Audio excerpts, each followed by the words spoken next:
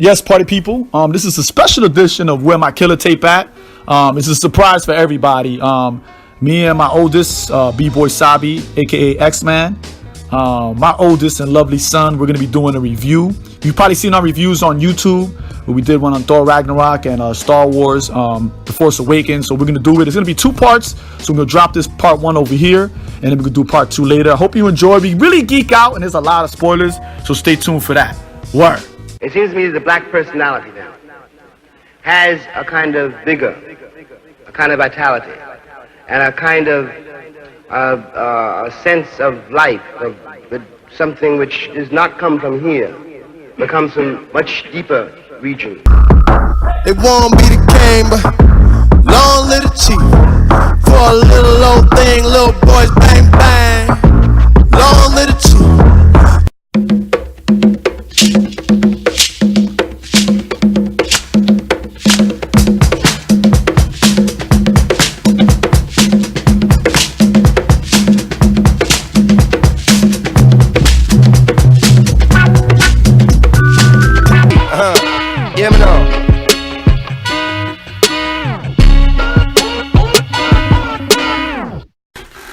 For this episode of Where My Killa Tape At, I'm sipping on this dark ale that I got from Trader Joe's. That's right, I said Trader Joe's.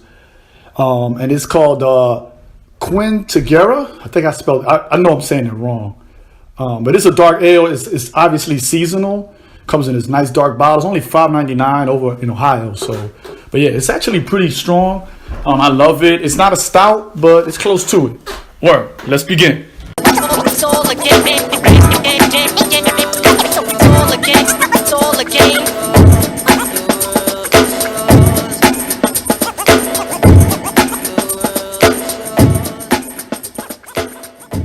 Peace, ladies and gentlemen. This is once again Dan Trezomi with my Killa Tape At, and I got the big homie, the X-Man, aka B-boy Cabi. You know what I'm saying? He on here. Yo, what's up? Say what's up to the people. How's it going? I don't know how I'm the big homie at all in this situation, but I would take that.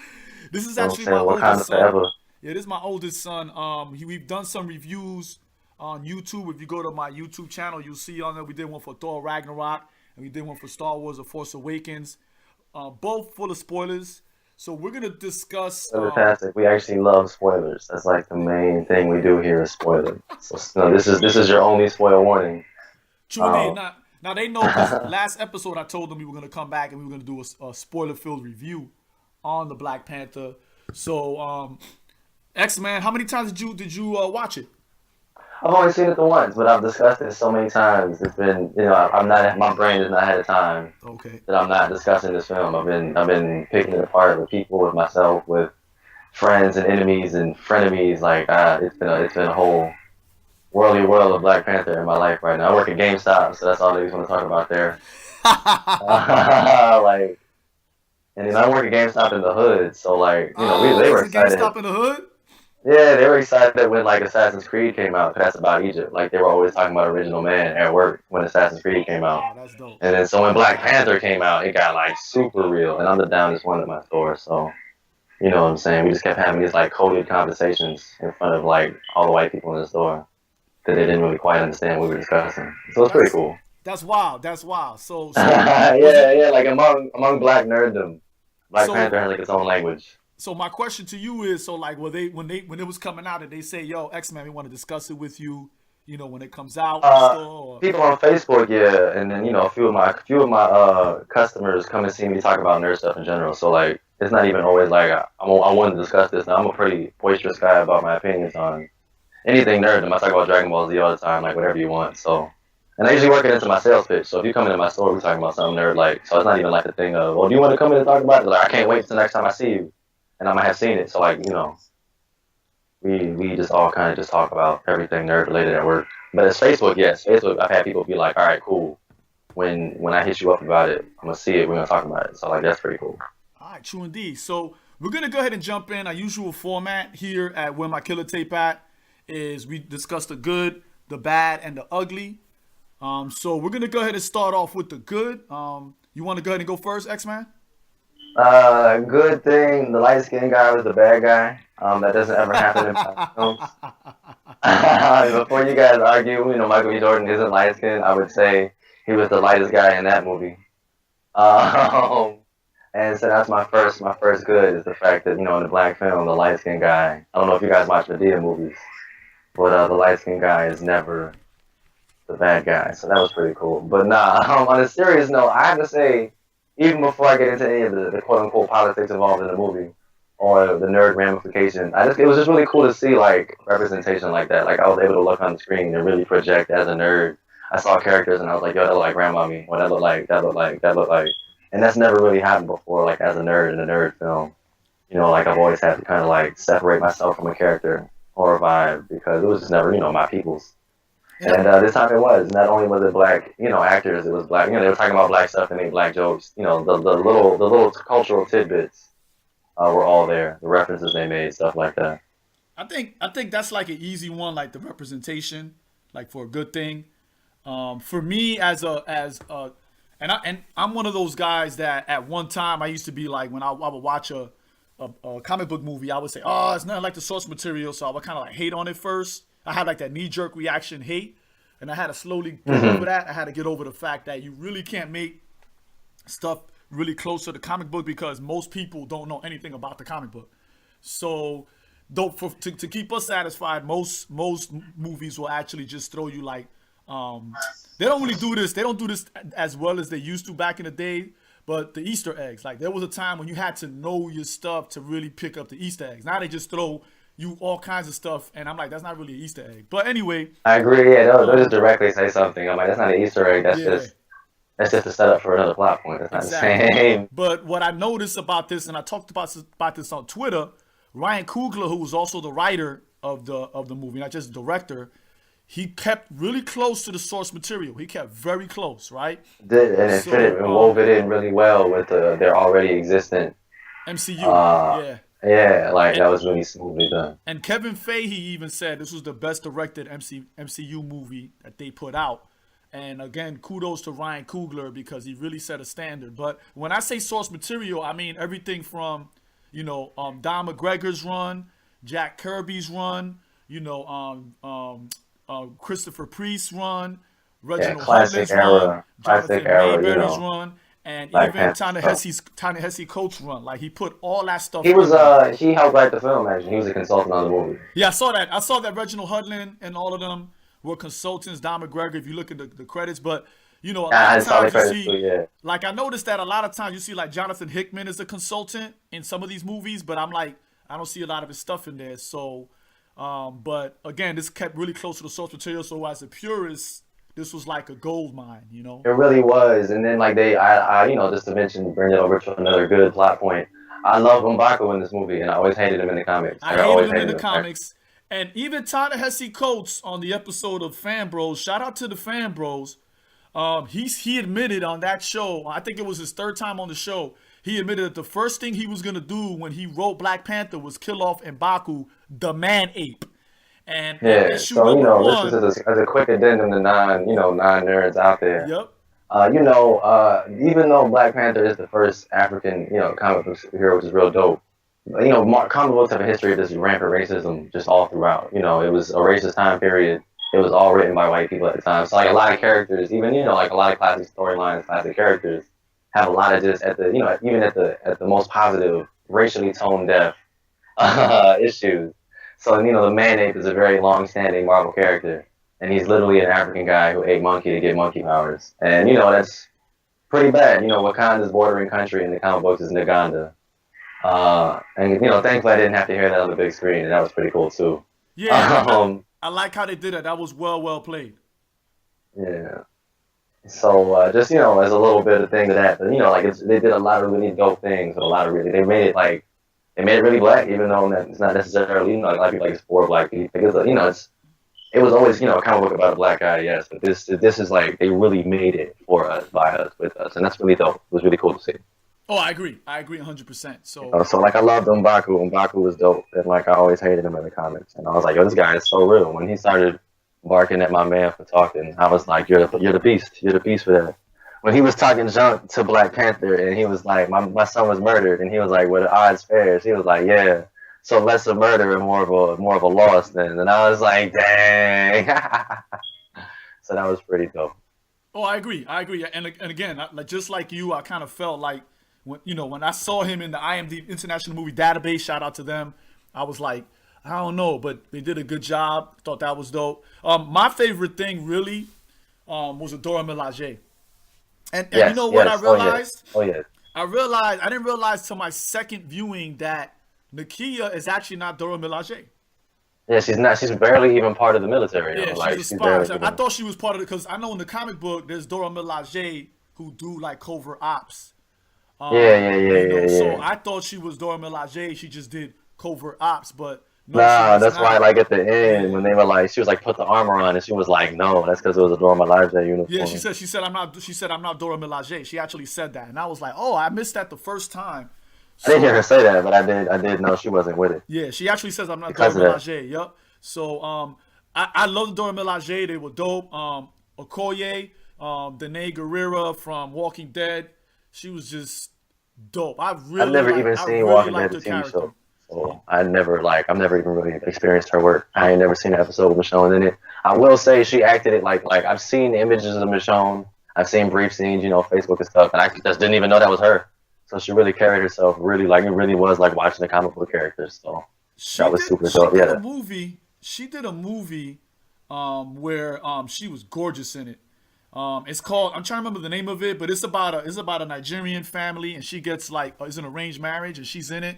The movie wasn't, I think it's called St. George's. I can't remember, but she was gorgeous in it. She was beautiful. Like they really, just the colors, the cinematography in that movie, she was just really great. She was really dope in that. Yeah, she's really dope, and it's like how she's able to pull off the physicality in certain scenes.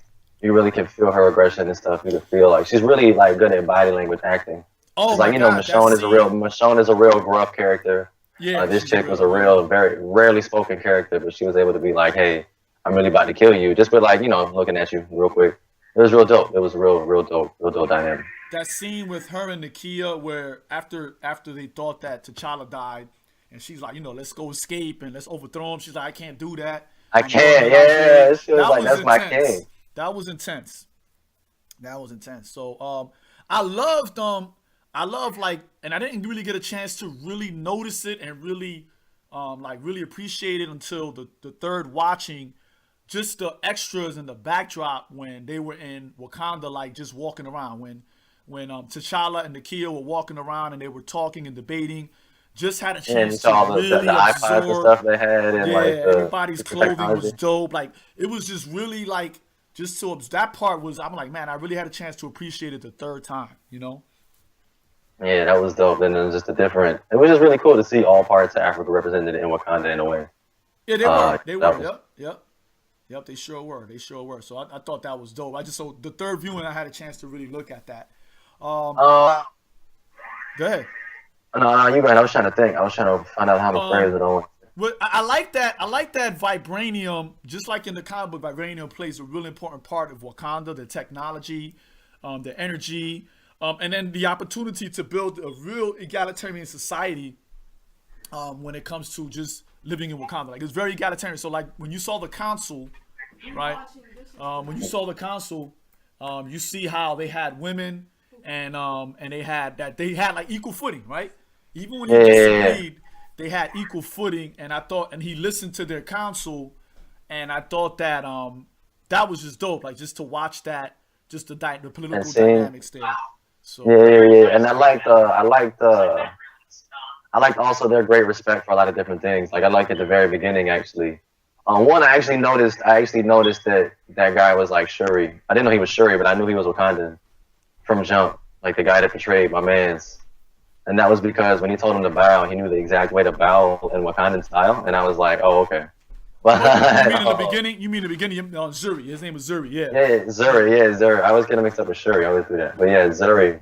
He bowed properly. Like when at the very beginning he was undercover, like he was like bow real quick, and then he bowed, and I was like, how do you know how to do that? I didn't peep that. I didn't peep that until remember how they showed because they cut the scene off in the beginning, and then they showed the scene again, and I was like, okay, because he knew how to bow. But it wasn't until I saw the second scene, the continuation of that scene later on, that I was. Yeah, I saw it immediately. I was like, yo, he knew how to bow. And then I knew that was gonna be. I didn't immediately put it together that Killmonger was gonna be the son of a son of Wakanda. But I knew he had a son, like because at the very beginning where they're all playing ball or whatever, one of the kids was talking and he had an accent, and I was like, oh. But on top of that, the little homie was really like he was really like he knew what was going on.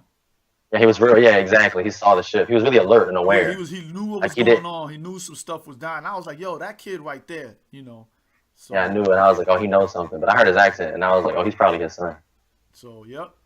So, and you know what? That's another good thing. It was just the way they set up the scenes, and then they tied the scene stuff was just beautifully done. They yeah, tied like Killmonger, all that. Like, it all tied in. Like, at a certain point, you were like, oh, man, it's all tying in.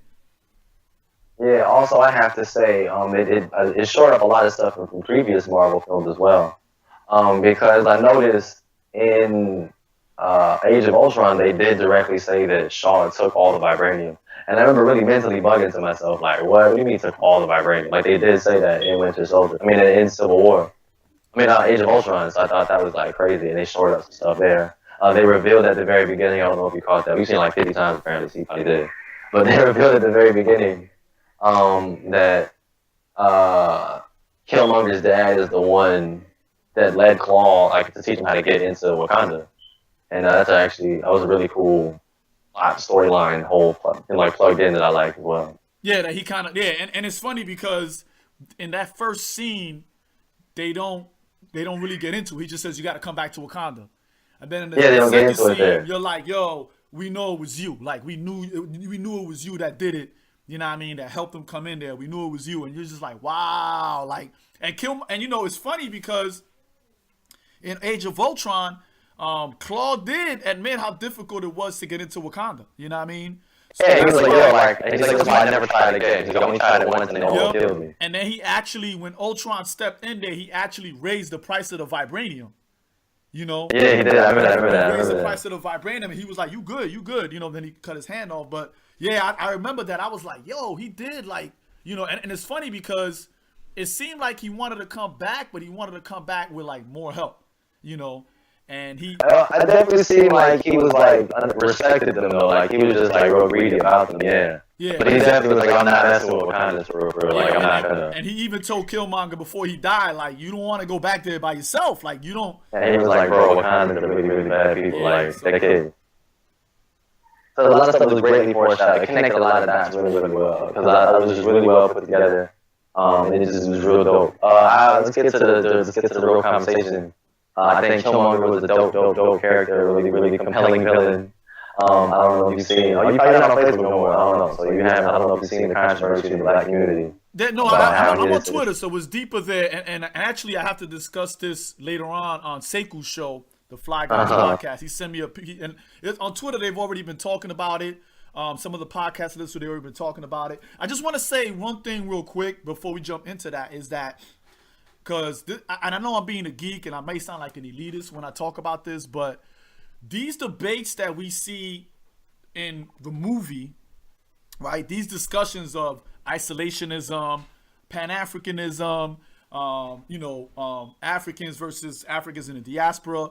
That's a discussion that they've had throughout the Black Panther story for decades. And it's almost literally the entire Black Panther comic. Pretty much. And you've had people like Luke Cage, Misty Knight, Spectrum, a.k.a. Monica Rambeau, people within Wakanda, Dora Milaje, Storm, all these people have you've had other Black Panthers, you've had Killmonger, you've had M'Baku, you've had... Yep. And everybody is always. Matter of fact, at one time, T'Challa was a teacher in Harlem. He was a high school teacher in Harlem. More than once. Exactly, and like. And then he also took over for Daredevil after Daredevil was disgraced.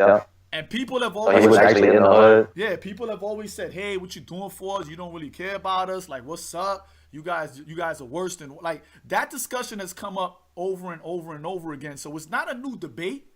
When they talk about how some of the Wakandans are Trumpites, I'm like, actually, that's in the comic. Like, and it's like you're right, like, you know, but I actually do think you're being slightly elitist. I actually love the fact that these conversations get to happen in the Black community. You know, conversations that I used to get beat up for having.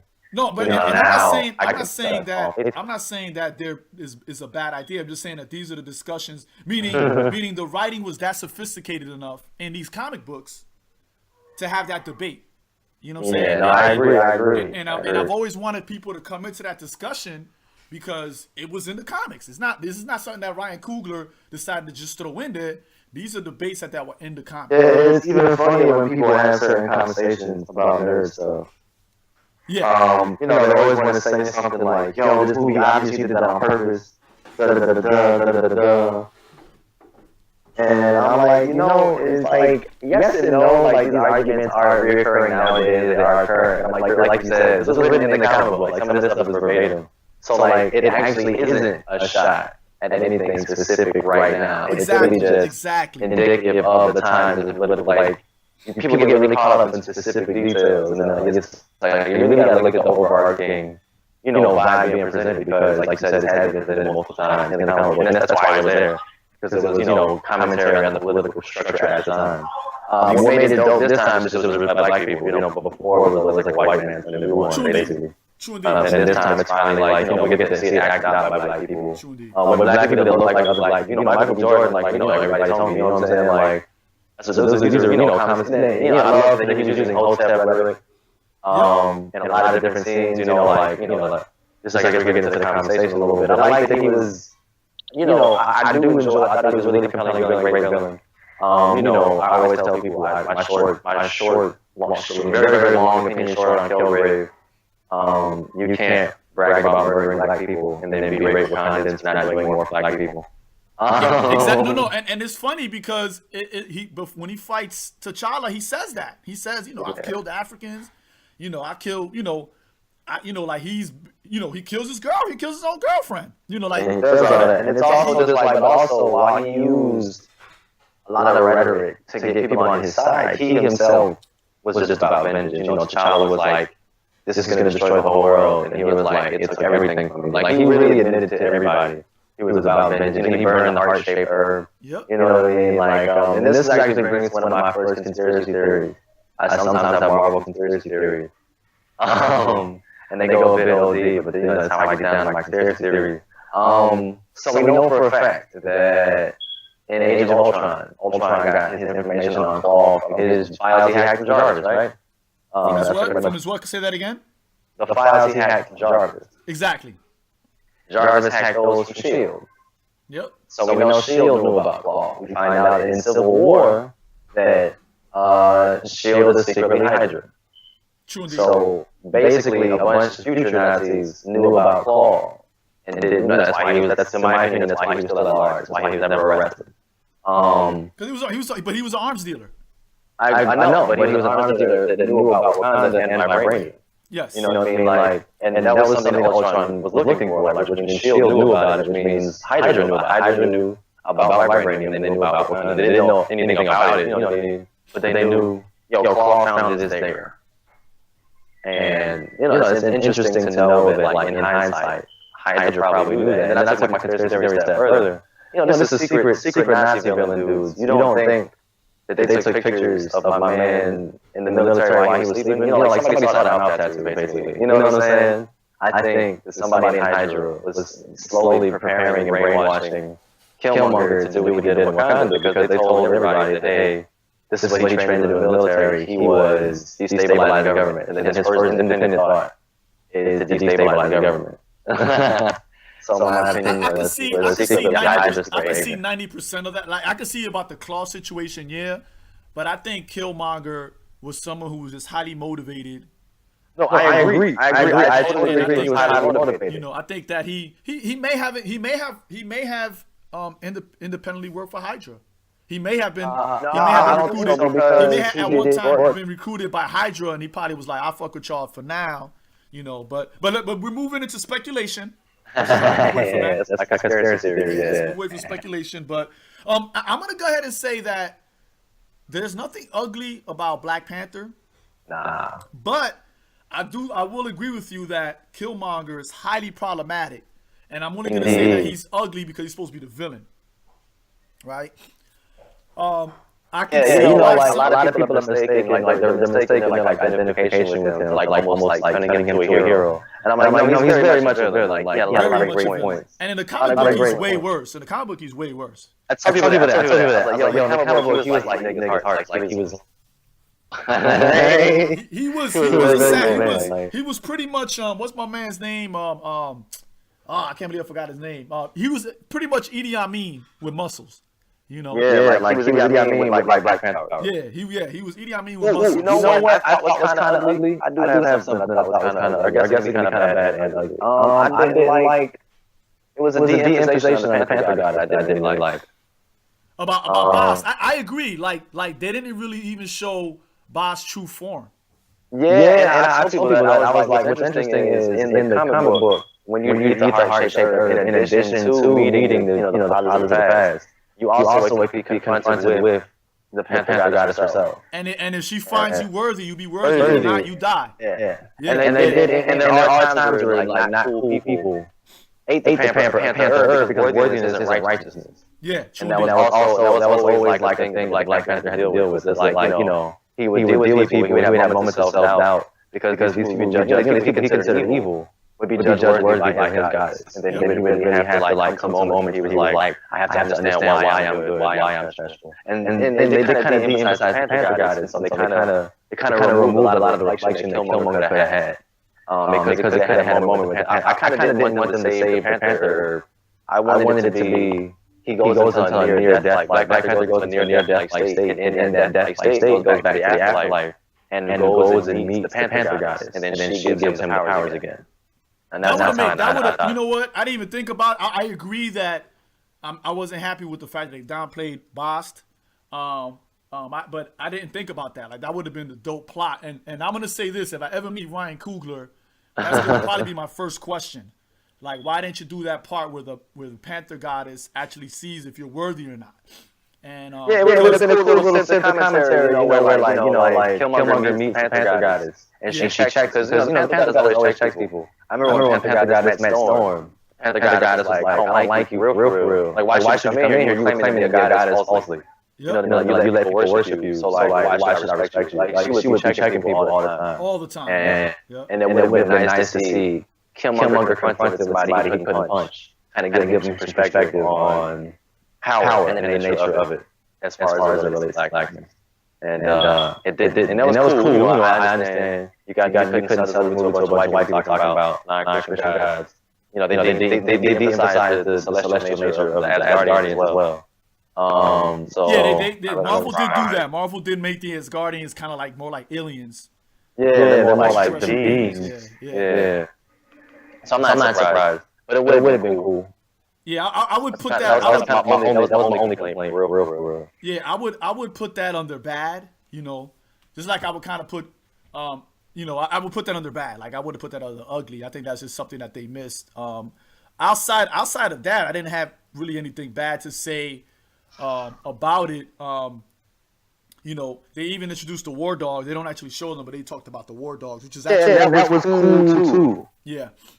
So I thought that was really dope that they talked, because I did not expect any mention of the War Dogs. I did not expect it. Like I obviously was like, that's probably not going to go down. They're going to focus on the Dora Milaje, but it was cool how they put them in there. So, it was cool. I like that. Because they tried to imply that the reason why he killed his brother was because his War Dog mission was like just arming black people. They were like went down with him and black people. And I was like, it's so funny because that was a non-concern to T'Challa.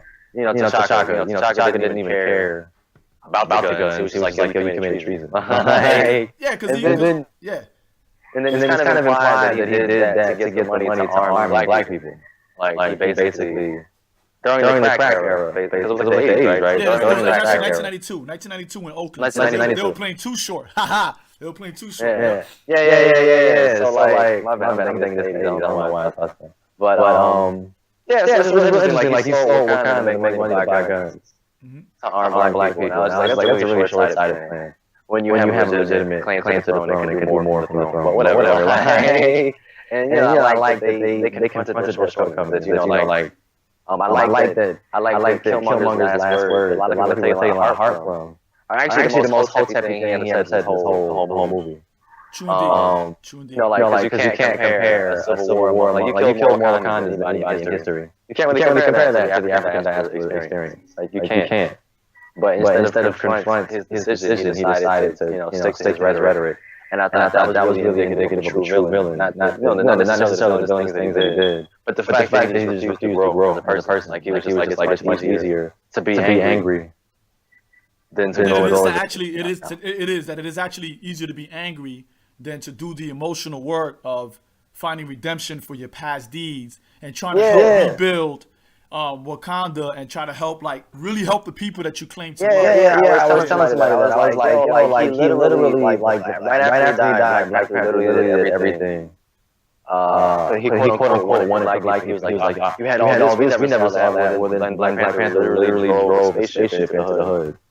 Yeah. Let kids play on it. And there's several layers there. Several layers there.